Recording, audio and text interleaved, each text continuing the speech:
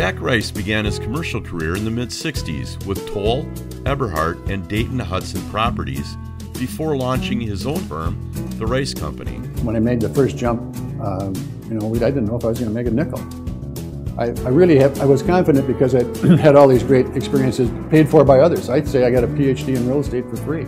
Jack has a proclivity for getting involved in large, complex real estate situations, and he's very well placed to be just a big help in those because of his background and all the real estate disciplines. I mean, he's been in property management and mortgage banking, both commercial and single family. He's been consulting, and he's done brokerage, and he's done development and ownership.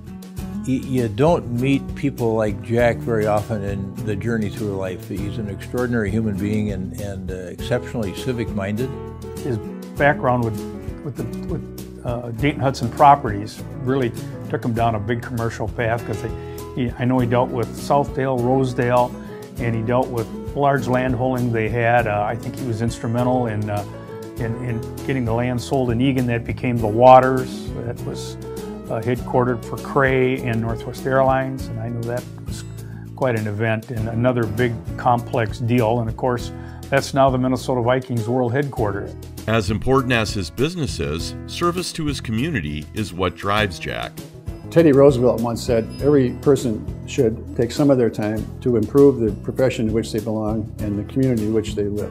As you mature a little bit, you get a chance to look at yourself and think about what other purposes am I serving here. For Jack, I think it's been that sense of community, that he cares so much about Edina and making sure that it functions well and that it maintains the high standards that it's had over the years for everything that we do. We've worked on probably two major large deals. One would be the finding of a new location for the Edina Public Schools Transportation Center. Jack took the initiative to help us find the space that we needed in our community down in the commercial industrial district, negotiated the entire contract on behalf of the city and just did a marvelous job. None of that would have happened, either with respect to the city or the school district, without the effort of Jack Rice from our town. Jack reminds young professionals the importance of mentorship. Find the best company you can find to take you, but do not be concerned with exactly what they're paying you or pension funds or retirement. Who is going to mentor you at this organization? Very, very important. 11 of my mentors are in the Hall of Fame now. I give them all the credit in the world for where I ended up. His integrity is just beyond reproach. He believes in the old saying, hey, the numbers are the numbers. There's no side game here going on. Anytime your peers honor you, I think you should be very humble about it. He really, really loves the real estate community. Those are the brokers, the property managers, the owners, the developers.